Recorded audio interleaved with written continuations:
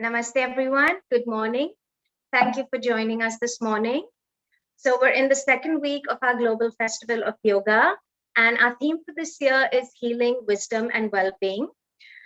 Yesterday evening, we had a session on the benefits of a plant-based diet, and one of the things we discussed is how good a vegetarian diet is for people who practice asana or people who are practicing meditation. And our session for this morning is on meditation. We're going to be discussing the benefits of a seated, silent Vipassana meditation, and we're going to be taken through a guided practice of this meditation. And conducting this session is certified Ashtanga teacher and wellness coach Harmony Slater, who's joining us all the way from Canada. So welcome, Harmony. Namaste. Namaste, welcome. Thank you for having me. I'm so honored to be here. Thank you so much for joining us. We're really looking forward to this session. And I'm sure our participants are also going to benefit a lot from finding out about Vipassana and practicing Vipassana. And it's such a complementary practice to asana. So I really hope everyone enjoys this session. I'm going to hand it over to you now. Thank you, Harmony. Okay, thank you so much. Well, I'm just so honored. My name is Harmony Slater. And as Sophia mentioned, I live in Canada. And my first introduction to Buddhism and Vipassana meditation was actually through studying at the university here in my hometown, Calgary. And I was a major doing a degree in religious studies with a emphasis in Buddhism and Buddhist practices.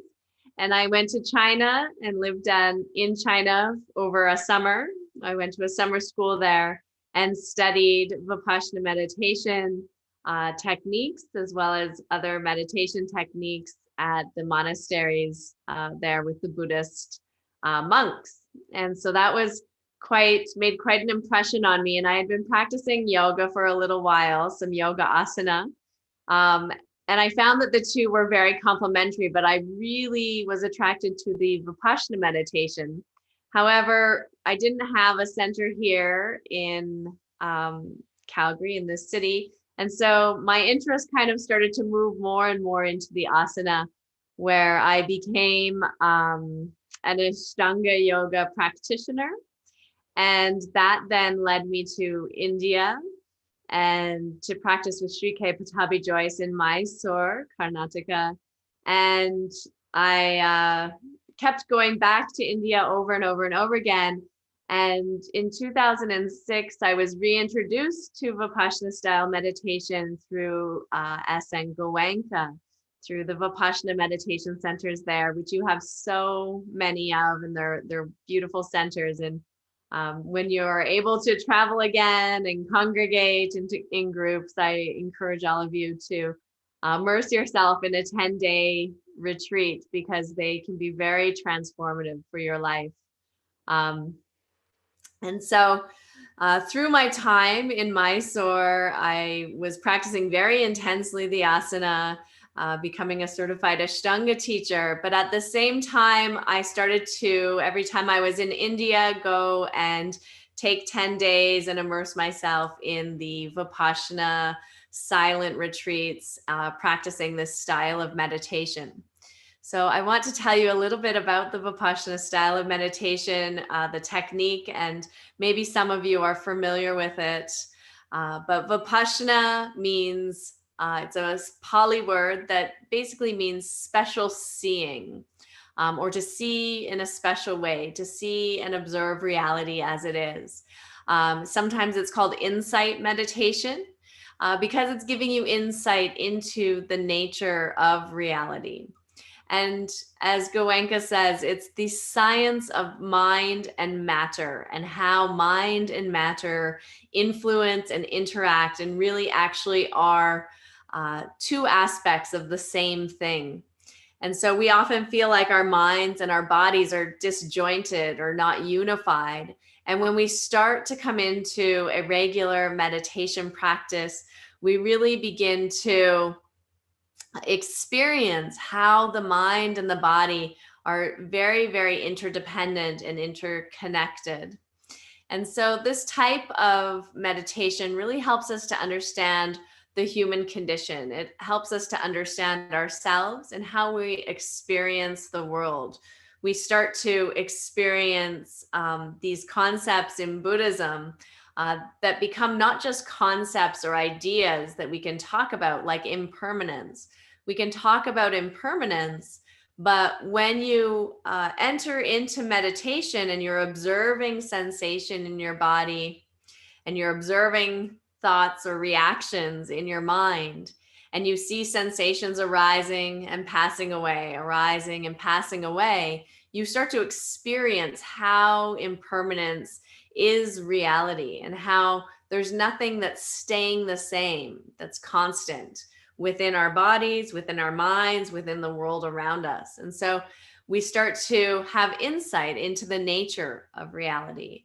We start to understand that this trying to cling or control or maintain something in a steady state creates a lot of suffering, which is dukkha, as you know, in Sanskrit.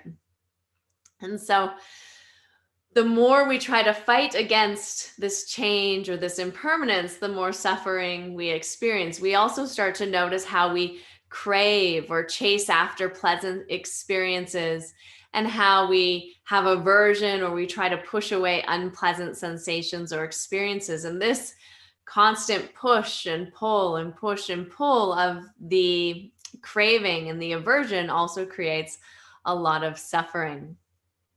And so Vipassana, I would say, is probably one of India's most ancient techniques of yoga. Of course, there's many ancient practices within the Indian history, but it was introduced, as I mentioned, by Siddhartha Gautama Buddha about 500 BC. And the beautiful thing about this practice is that there's no dogma, there's no religious system. You don't have to blindly believe in something. It's really using the breath, and it's using your own experience of your body in space and the space within your body even to understand reality. So as you observe your breath in the initial stages of Anapana meditation, the breath belongs to everyone equally. It's not a Buddhist breath or a Christian breath or a Muslim breath or a Hindu breath or a Jewish breath.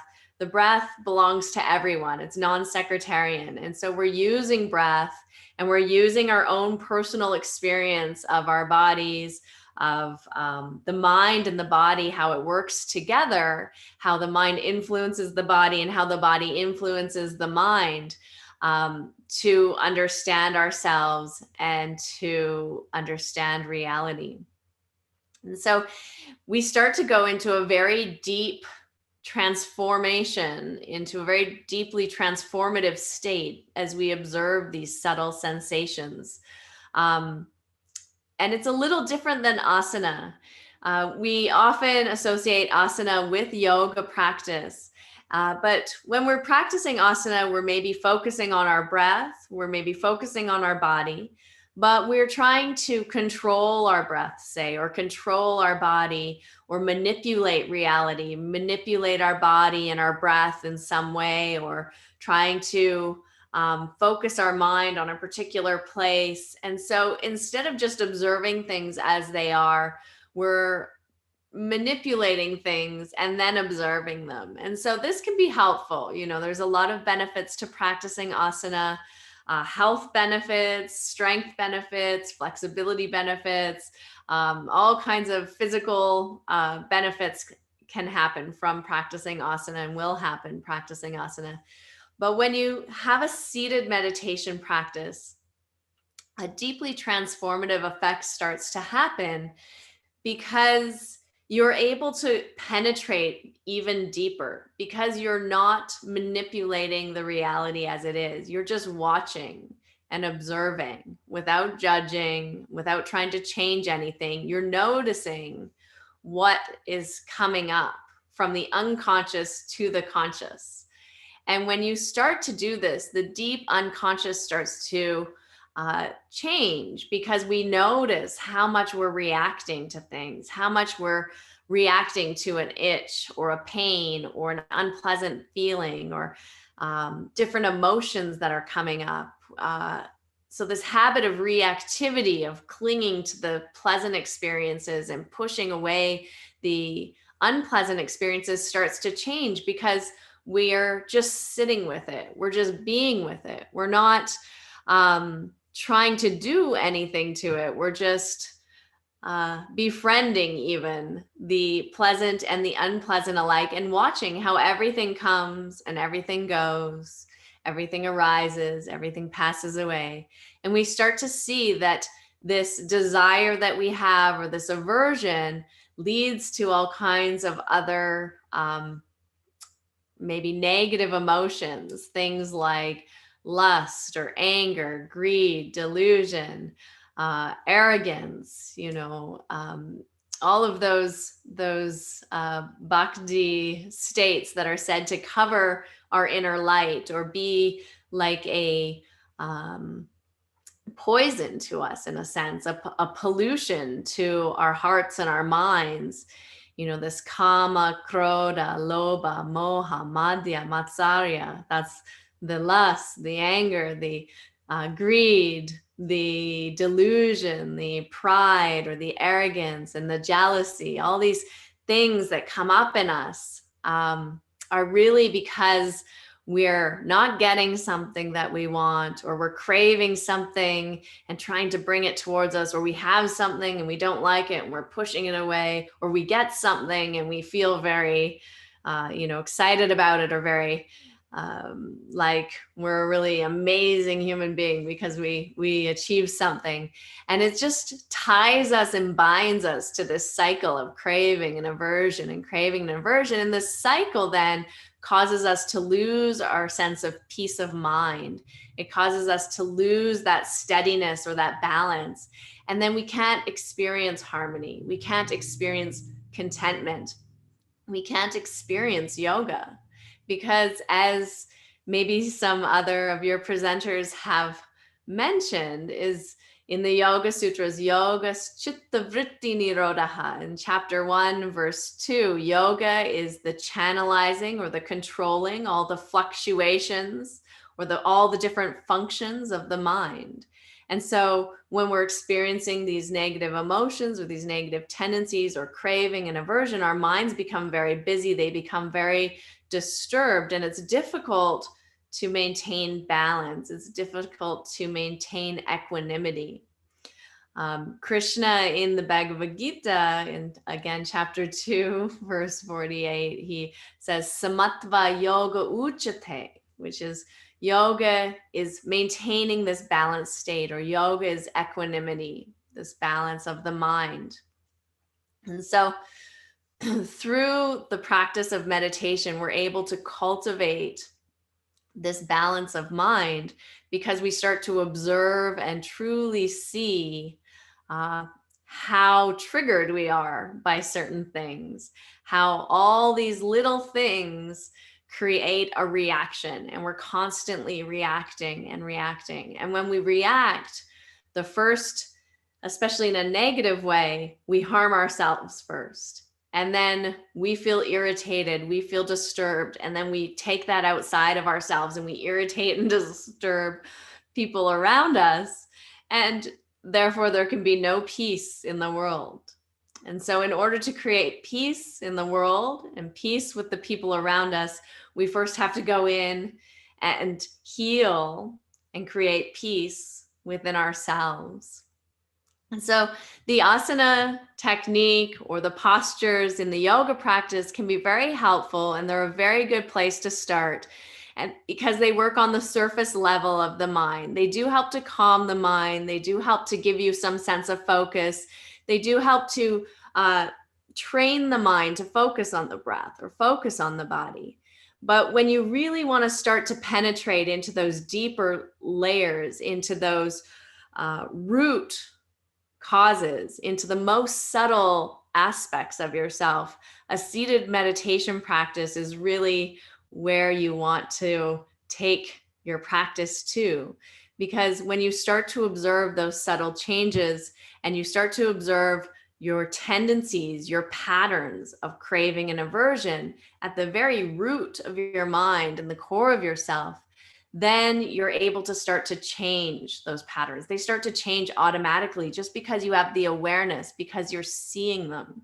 And so awareness is truly the key, but we can't cultivate awareness. We can't cultivate this presence, this focus, if we don't stop and become still and become silent and just watch and observe without judging, without trying to change, without trying to alter something to be something or not be something. Just see it, just be with it. It starts to change automatically. And so the seated meditation practice can take you into deeper levels and layers of yourself. And it can really help you to change those patterns. And so sometimes people get rid of cravings that lead to addictions.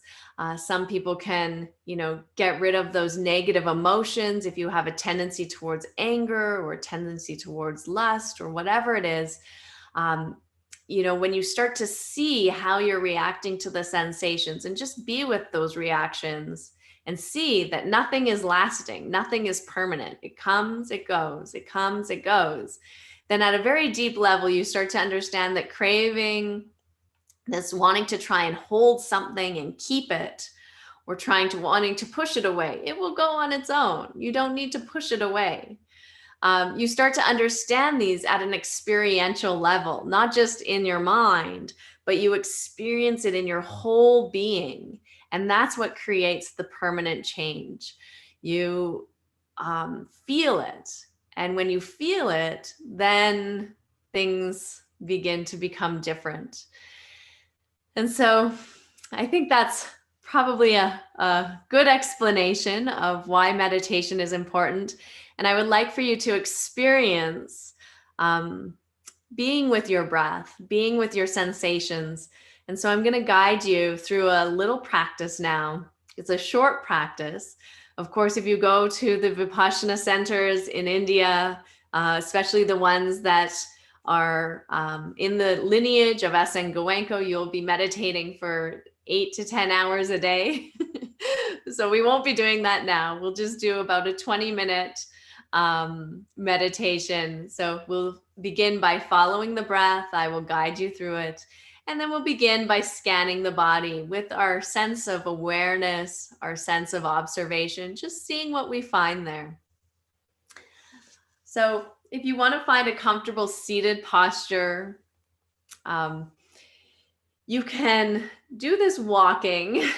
That's not super traditional, but if you are walking, try to maintain the balance and the composure of your mind and focus on what you're doing. But if you're able to sit, and if you're in a safe space and you're able to close your eyes, you're not driving on a motor vehicle, then please do. Please take a comfortable seat where the spine can be straight. You can feel rooted and grounded in the sit bones, and there's a feeling of lightness or levity as the spine lifts up through the crown of the head.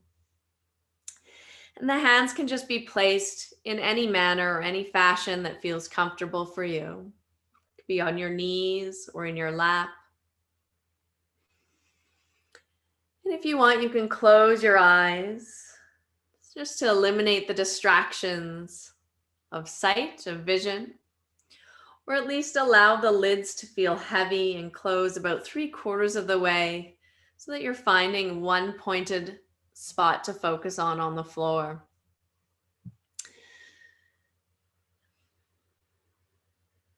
And then begin to just take a deep inhale to start.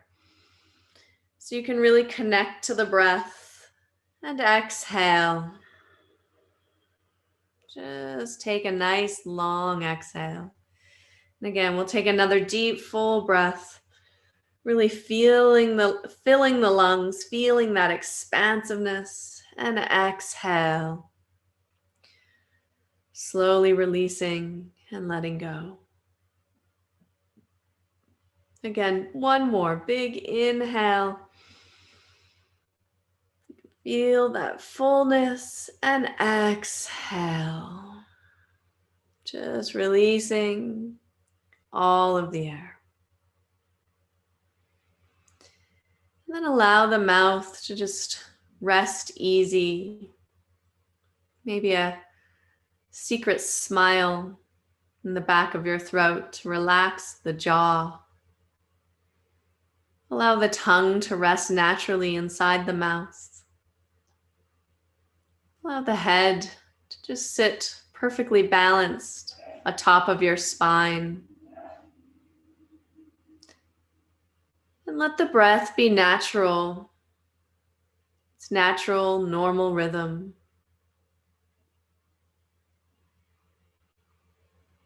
And bring your attention to the incoming breath and the outgoing breath.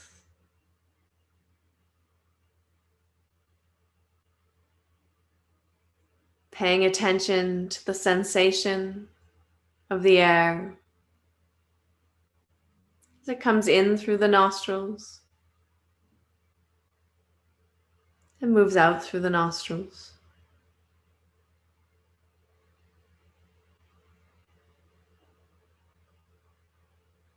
You can observe the temperature of the breath, whether it's warm or cool.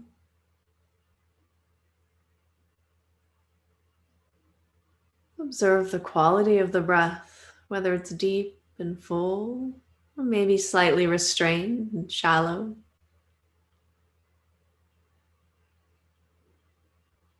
Maybe there's a tickling sensation or a tingling sensation, maybe a burning sensation or an itchy sensation.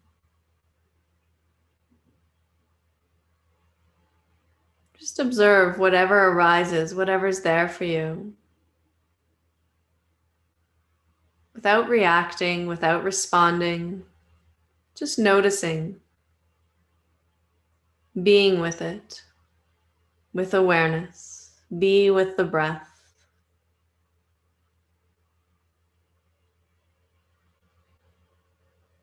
Abiding with the inhale and the exhale, naturally coming in, naturally going out.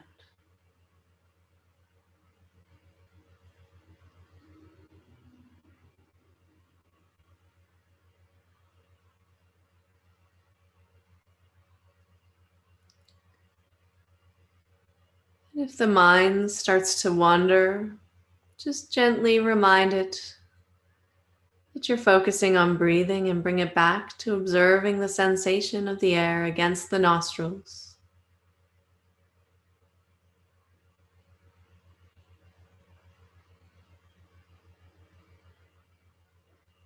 Perhaps you can sharpen your focus to that space just below the nostrils, above the upper lip.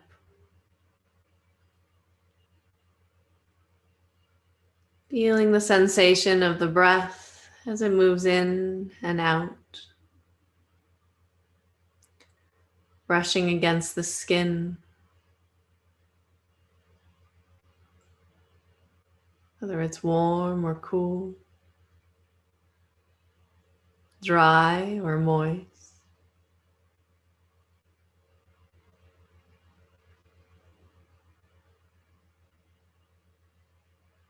See what you can notice.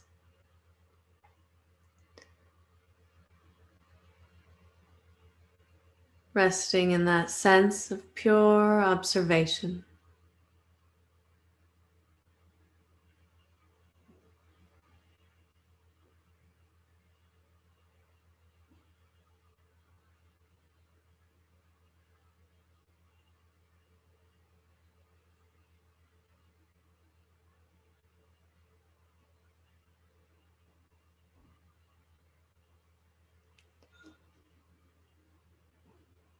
And if your attention, your mind starts to feel bored feel like it wants to move or go do something else, just observe.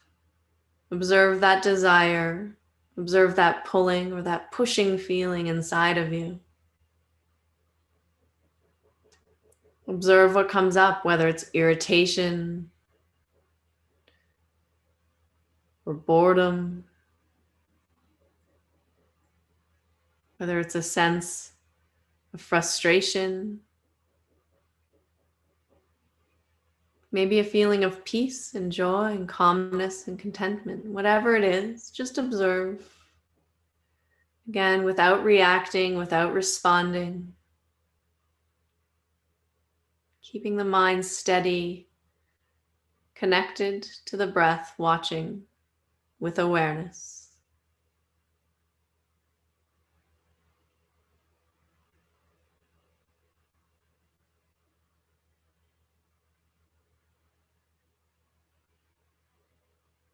Feeling the depth of that subtle sensation of the air, of the breath, as it comes in and goes out.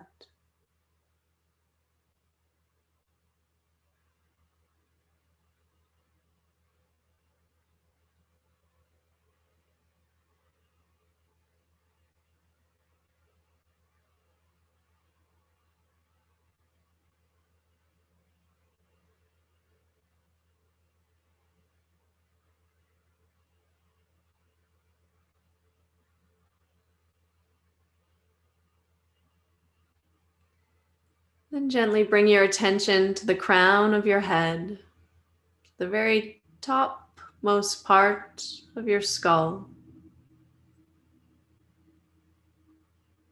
And observe what sensation you can find there.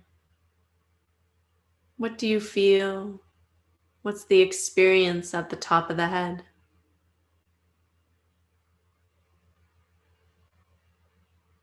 Can you feel the sensation of the hair growing? Can you feel a heat, prickling sensation, or a tingling sensation? Maybe a tickling sensation or an itching sensation.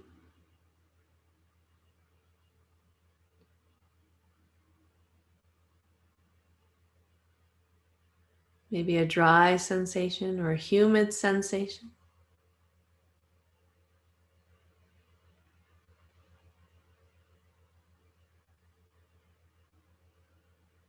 Maybe a pleasant sensation or a painful sensation.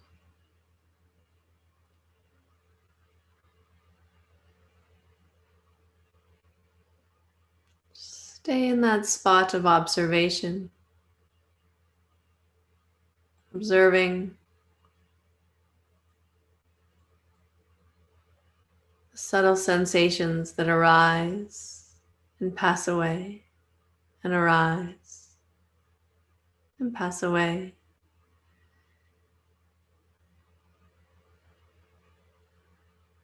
And slowly move your attention down to your forehead,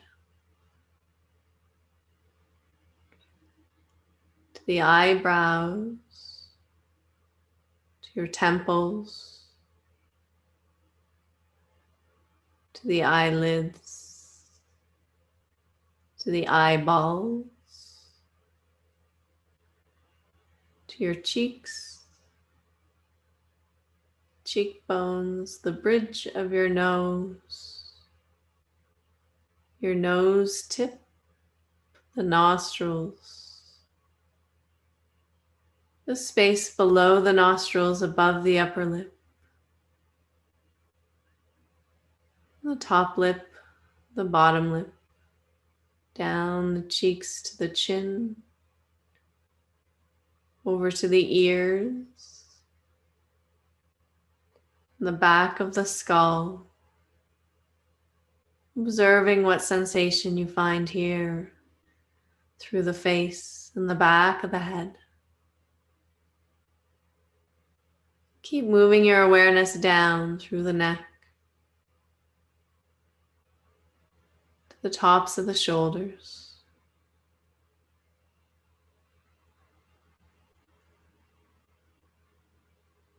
And continue moving down slowly through the arms,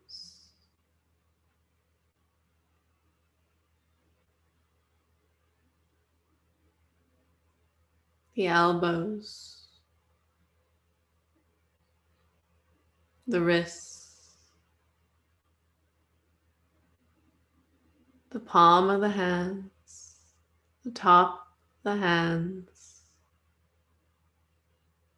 through each finger and the fingertips.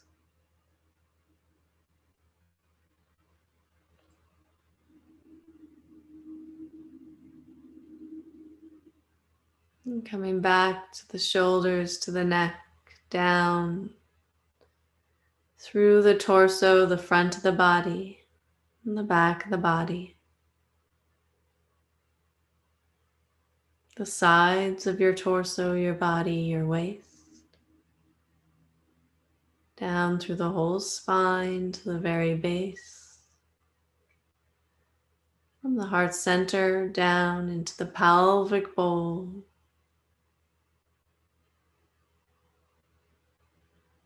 Notice what sensations you can find. Maybe there's blind spots where you feel nothing. And maybe in areas you feel gross, solid sensations. Maybe just notice and observe and keep moving the attention down into the hips, the legs, the thighs, to the knees. Continue moving down through the calves, the ankles, the soles of the feet, the tops of the feet, through all of the toes, to the tips of the toes. Maybe there's a pulsing sensation or a tingling sensation. Maybe a pinching sensation or an itching sensation. Then take your awareness again from the tips of the toes, slowly, slowly coming up through the feet, back to the ankles, through the lower limbs. Notice the spots, maybe that feel dense or solid. Notice the areas that feel light, spacious. Coming back into the hips, into the pelvis, the pelvic floor.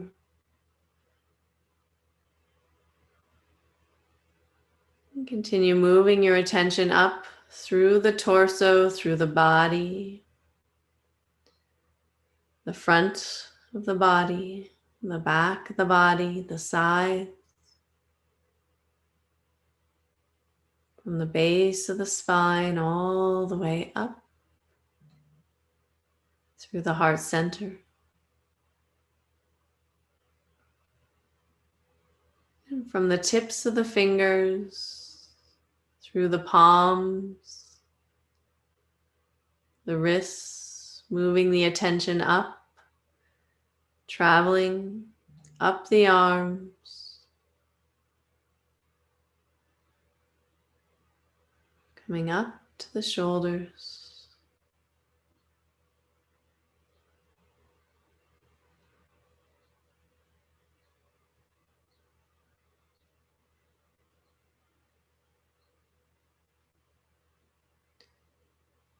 And keep moving the attention up through the neck,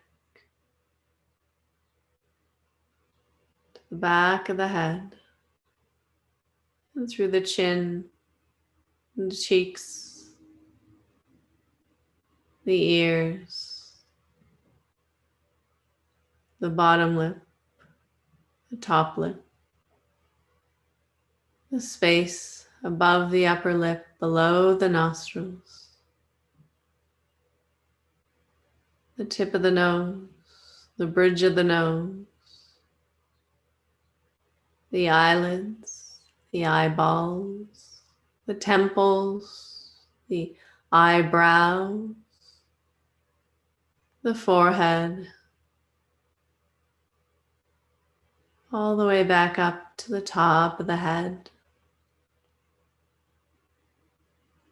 Observing the subtle sensation, the gross sensation, the pleasant sensations, the unpleasant sensations without reacting, without shifting, without trying to change anything. And one more time, on your own time, take your awareness from the crown of the head, slowly traveling through the body, piece by piece, bit by bit, step by step, all the way down until you reach the tips of the toes. And once you reach the tips of the toes, again, moving the awareness back up through the body, piece by piece, bit by bit, step by step, to the crown of the head.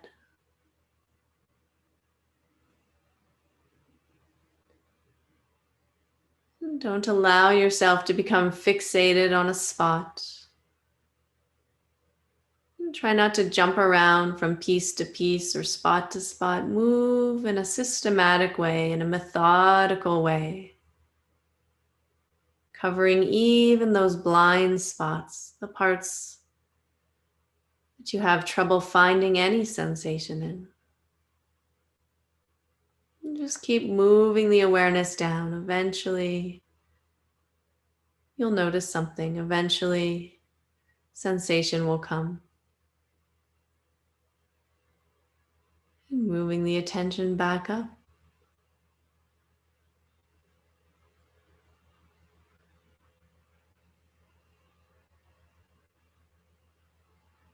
Observing impermanence, anicca, anicca.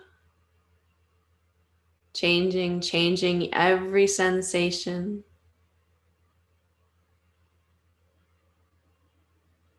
Is a sign of things changing, is a result of things changing.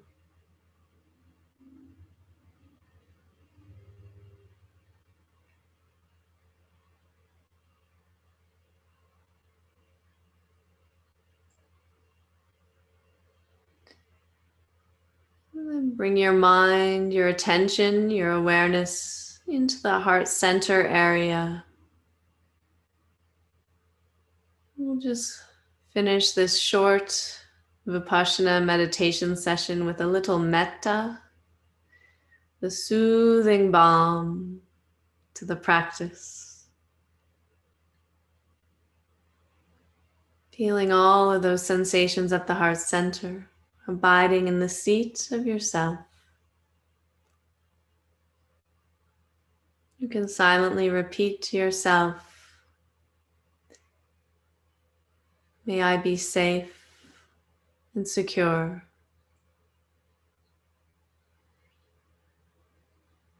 May I be healthy, healed, made whole.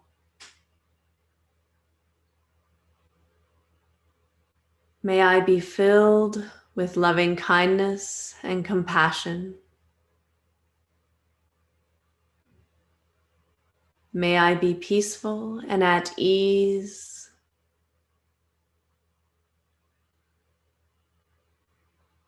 May I be happy and free, liberated from the cycle of craving and aversion, the cycle of samsara, of these habits and patterns that bind us, that entrap us.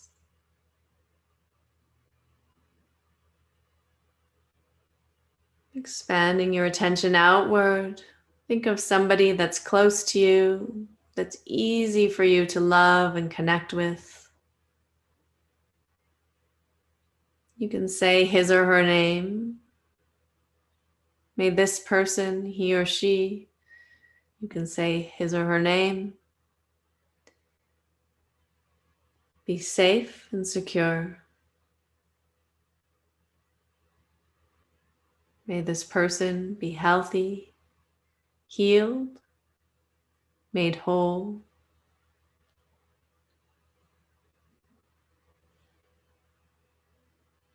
May this person be filled with loving kindness and compassion.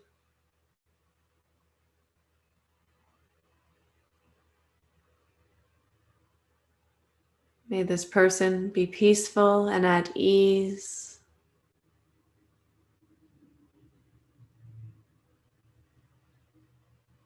May this person be happy and free, liberated.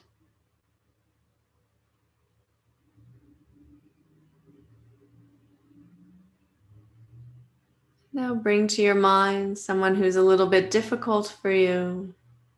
It need not be the most difficult person in your world, in your sphere. Maybe just someone that you have a challenge with, or personality conflict, or some disagreement or argument. It can be small or big. You can say his or her name. May this human, this person, be safe and secure. If you have trouble sending this person these good feelings, this good energy, first send it to yourself and then send it back out to them. May he or she be healthy, healed, made whole.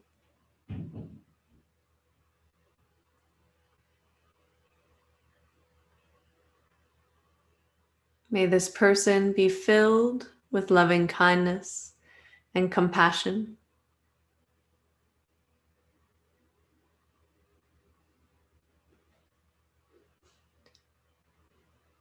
May this person be peaceful and at ease.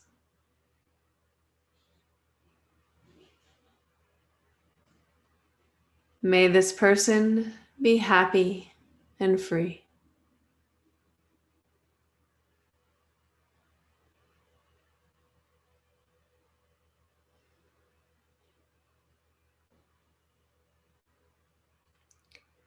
And then expanding a little further to include a group of people. It could be your family, it could be your city or town, it could be a country, it could be all beings everywhere. Whatever group of beings you'd like to connect with today, may all be filled with loving kindness, compassion. May all experience safety and security.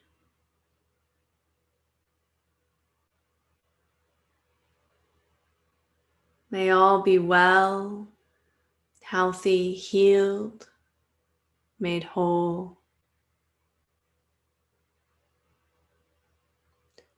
May all be peaceful and at ease.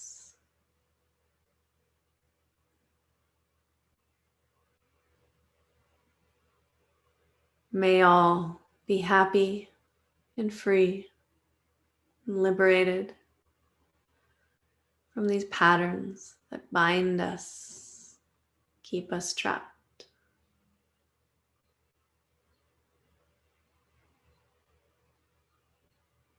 Bringing the focus now back to your heart center, back to the seat of yourself.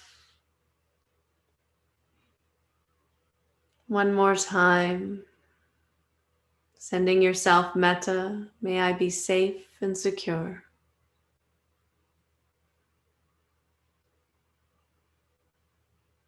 May I be well, healthy, healed, made whole.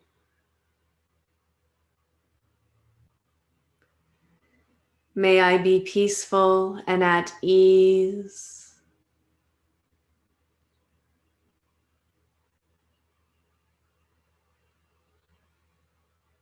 May I be happy and free,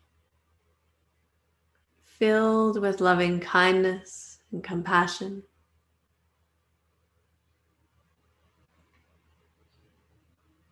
Just allowing yourself to sit here in this beautiful positive vibration, generating love and compassion and goodwill. When we become happy inside, generating these positive vibrations, they move out into the world and we can positively affect and change the vibrations of the world around us, the people around us. When we're constantly reacting, feeling craving or aversion or negative emotions, trying to control or change things about ourselves, about others, about our feelings, our sensations. And these negative emotions affect us. We become miserable because it's impossible to control and change and manipulate things into a perfect place. And this miserable feeling generates irritation and negativity, and that then becomes our reality, and we will never experience contentment or peace. So this practice of meditation, of following the breath, of observing sensation, and then cultivating feelings of loving kindness, of metta, generates peace and contentment within. We experience things changing all the time, impermanence. We know if we sit with something long enough, it will shift all by itself. We don't have to make ourselves miserable trying to change or control things.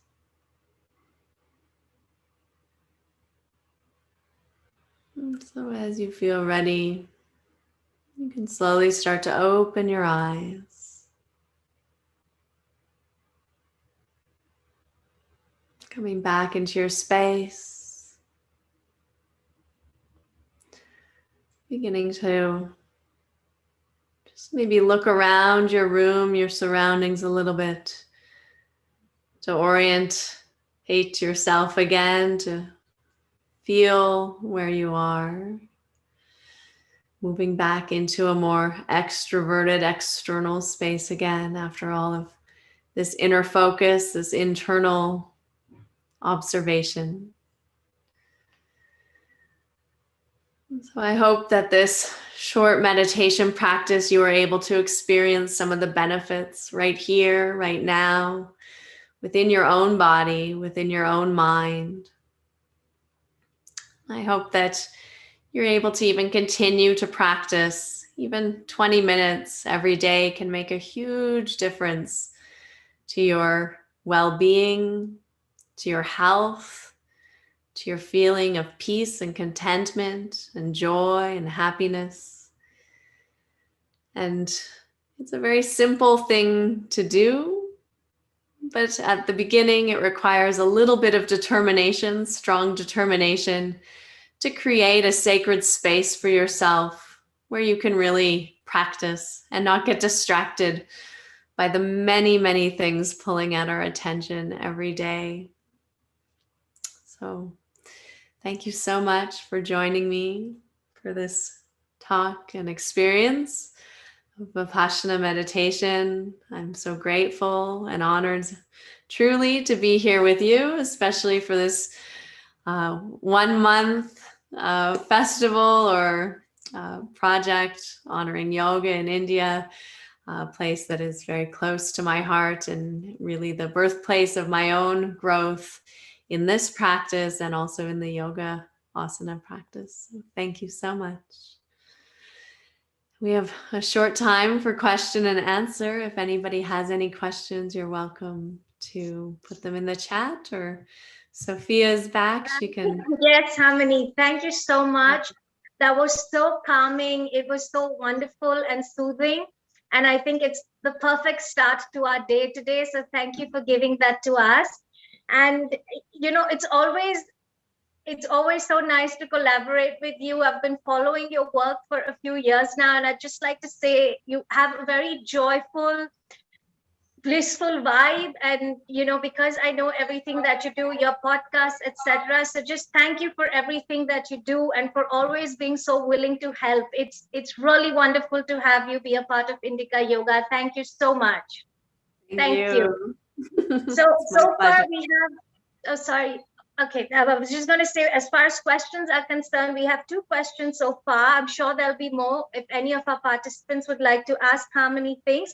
So Seema is asking, would you think that it is not advisable to practice Vipassana for the first time at home, because she lives in a place where she can practice silence and Mauna? But what would your advice to her be? You can practice at home if you just take 10 minutes, even 5, even 2 minutes, honestly.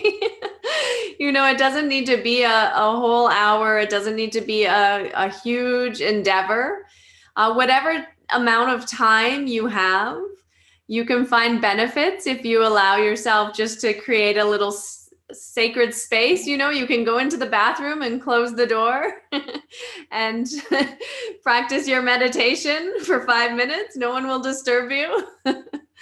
Even if you're a mother with a child, you can, when your baby's asleep in your arms, you can practice Vipassana meditation. You can follow your breath. You can be with sensation. You can observe sensation through your body. So really, you can do this at any time, especially if you're feeling very stressed, like you need a reset. It can be very helpful to just go somewhere where you can kind of close the door or draw your senses inward. Even for 5 minutes is going to be of benefit. So I would say you can do at home. It's open to everyone. We all have breath. We can all observe breath. It's very simple. We all have a body, and in our body we have all kinds of aches and pains and maybe blissful sensations also, so you can just observe what is coming up for you and just observe and be with it. Thank you, Seema. I hope that answers your question.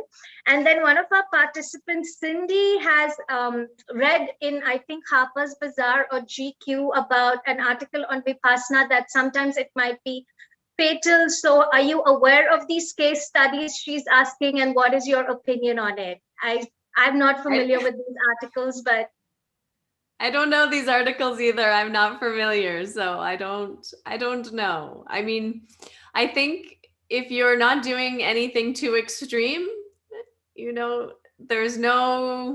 don't see how there's a danger. If you're just watching your breath, observing your body, you're just sitting in one place, don't do it while you're driving, closing your eyes, something like this. That would be fatal potentially. But you're not trying to manipulate reality in any way. You're just observing reality as it is. And so in that way, you're just being, you're just existing as you are. Then someone has asked that they struggle to sit comfortably because of various joints hurting and muscles hurting. And this is why asana practice is useful. But anyway, so for someone who's not comfortable sitting, especially in Padmasana or Sukhasana, or even a simple cross-legged pose, I mean, we know how difficult even these seemingly simple poses can be. So they're asking if they can, practice Vipassana in a supine position, or if there's any adjustment they can make to be comfortable. Yeah, so you can sit in a chair or on a sofa. It's always best to practice if you're doing like a strong meditation practice, or like you really want to focus on the meditation part. It's always best to be in a seated posture rather than a lying down posture, because you might fall asleep. Usually if you're lying down and you start practicing Vipassana meditation, which you can do, it's very helpful, especially if you have trouble sleeping, then for sure, lie down and start observing your breath, start observing sensation in your body, and you will probably fall asleep within a few minutes. So it's very calming. But if you want to try to sit and meditate, not fall asleep, then it's better to be in an upright position. But you can sit in a comfortable way. You can sit on a chair, you can sit on a couch or a couple of bolsters, whatever feels comfortable for you. Try not to just be like slumped over or like with your spine really rounded. Try to sit up as much as possible with a straight spine. And you can even put cushions behind your back or however feels comfortable for you.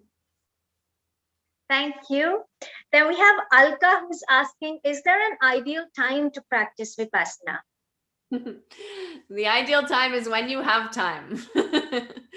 So it can be very nice to start your day or end your day with the meditation practice. I find if you start with the meditation practice, then it helps you throughout the day, right? You carry all of that positive energy and you carry the benefits of your practice with you throughout the rest of your day. And if you end your day with it, it can be very calming before you go to sleep. So maybe you sleep very deeply or sleep nicely.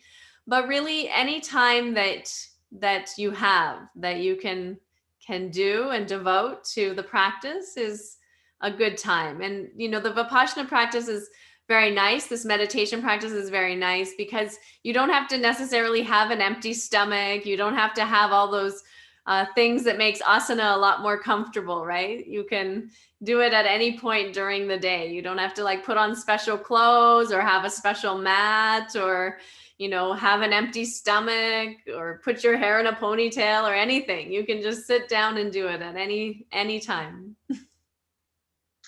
Alka, I hope that answers your question. Then we have a reader asking, a participant asking whether they should have their eyes closed or slightly open with the gaze lowered. What would be your advice on that?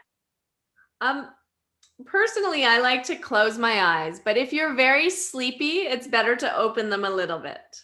So if you feel like you're falling asleep, and I have fallen asleep in meditation before, it is possible, even if you're sitting upright, all of a sudden you're like collapsing. So if you're very tired, then it's better to have them a little bit open so that you have a little bit of that stimulation of the light or the surroundings, but just in a downcast kind of way. And also if you're very sleepy, you can sometimes breathe a little bit stronger for a few breaths to help you like bring some energy into your body so that the mind gets a little bit more oxygenated and can focus a bit better on the meditation practice. But either closed or like 3/4 closed is good. So we're going to take one more question because most of the comments and questions are quite similar. And I think you've already answered this partially, but if someone's, doing this meditation for about 10 to 20 minutes and falling asleep, how would you avoid that? And I think you just answered that, but maybe a few more points on how to avoid doing that. Although I think it's great. It just goes to show how relaxing the practice really is if you're falling asleep. So what's your view on that? Yeah, and how much sleep you really need, how deprived you've been. But no, it can be always when you're sitting for meditation, there's two tendencies that happen. So there's the rajas, so that guna, that hyperactivity. It wants you to get up and go. So you'll be sitting and then you'll think of like 3 or 4 or 5 or 1,000 things that you need to do. And all of a sudden you're like up and you're like somewhere else and you're like, oh, what happened? I just like stood up and now I'm like in the kitchen doing something, right? I was supposed to be sitting for meditation. So there's this tendency towards hyperactivity where the body tries to like bolt out of the meditation. It's like, no, I can't do this. I got to go do these other things. And then the other one is the other guna, the tamas, right? The heaviness, the lethargy, the sleepiness. And so we're always fighting between the rajas and the tamas. They're like our two obstacles to creating this sattvic, this pure, this balanced state of mind. So if you're feeling that heavy, lethargic, sleepy feeling, Try not to meditate right after you eat. So that's a good one. Have your stomach a little empty. It's helpful. Also open your eyes a little bit that we talked about. And then you can do some deep, like strong breaths, like Ujjayi breathing,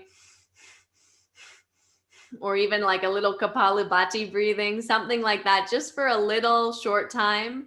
And then go back to your normal, regular breath, just to bring a little bit of life into your system so that you're not completely falling asleep. And if you're still completely falling asleep, then maybe it's time for a Shavasana and you should just allow yourself to rest. Wonderful. Thank you. So I think maybe we have time for just one or two questions more. Someone's asking is, when we scan our body from head to toe and the other way around, how many such scans do we need per session? Like what would you recommend? You scan your body 7 times, 10 times. How does that work? For me, I never really count. I think it's just how much time you have. So you can scan really, really slowly. If you go really like piece by piece, bit by bit, maybe like centimeter by centimeter, it might take you an hour just to go down to your toes and all the way back up if you're going really, really slowly. Or you can scan really quickly and maybe it only takes like 30 seconds to go down and up, right? So part of it will depend on how quickly you're scanning, and that might change from day to day. So there's no recommended amount. It's just if you have, say you want to meditate for 20 minutes, then maybe start doing 5 minutes of just observing the breath, maybe then do 10 minutes of scanning, and then 5 minutes or 3 minutes, something like that, of the metta, of cultivating the positive feelings. And so that's sort of the structure of the practice. You start by focusing on the breath, so the mind becomes more focused, and then you can really notice the sensation. Spend a little more time doing the scans up and down, however many you can fit into your time. And it doesn't have to be so precise or measured out. And then end with a little bhavana, a little metta, a little goodwill shared with all beings. Thank you. And I love the metta part of the Vipassana practice, because it's just such a wonderful way to end your practice. Because like the Buddha said, our duty as yogis and spiritual seekers doesn't end at our own enlightenment. Because once you receive that, it's your dharma to make sure that everyone you come into contact with is inspired by your energy and your liberation. So to end the session with Metta Bhavana, what you did today was just beautiful. It was beautiful to hear. It was calming, and it was just great. Thank you so much, Harmony. So I think we only have time for that many questions. Thank you everyone for attending. But before we leave, can we have the announcement for this evening on screen, please? Srinivasji, for our evening session. Okay, so this evening we're going to be talking to Dr. Richa Chopra about pacifying the storms of emotion the yogic way. And this is, again, a very relevant topic because, in the modern world, I mean, I'm sure even in the ancient world, emotions can be difficult to deal with. And yoga or practicing spiritual practices is a great way to deal with your emotions intelligently, because we all feelings are real. Sometimes they're good, sometimes they're bad. So please join us for this evening session. It's going to be another incredible session. Thank you very much, Srinivasji. So Harmony, if any of our participants want to get in touch with you or follow you, how can they do that? Can we have your contact details, please? Sure. You can find all of my details on my website, harmonyslater.com.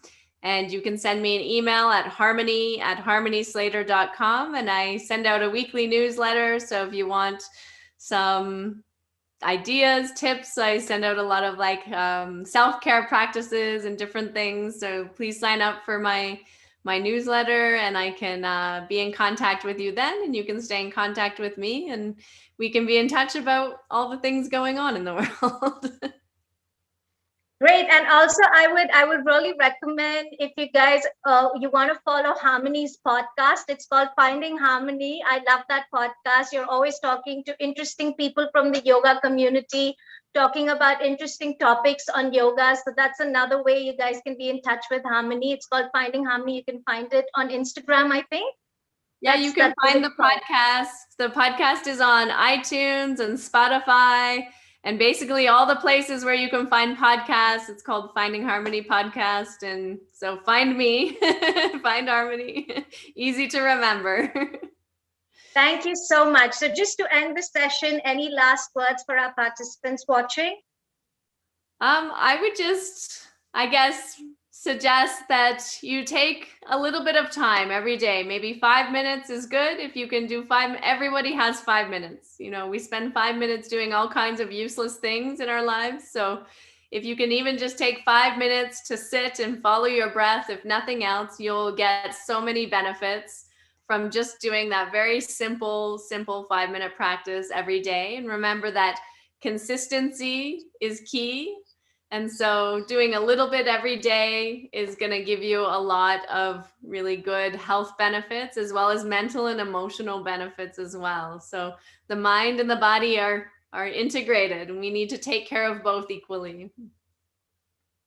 Great parting words. Thank you, Harmony. And also, this is a recorded session. It's live now, but it's going to be available on YouTube. So if any of you want to come back and go through that calming meditation practice again, please do. It's going to be on our Indica Yoga YouTube channel. So please watch, come back to it. And yes, that was a great session. Thank you, everyone, for joining us. I hope to see you guys again this evening. Dhanyavad, Harmony. Thank you again for being a part of this. It was so wonderful to have you. Agatha, thank you. Thank you very much. Bye, everyone. Bye.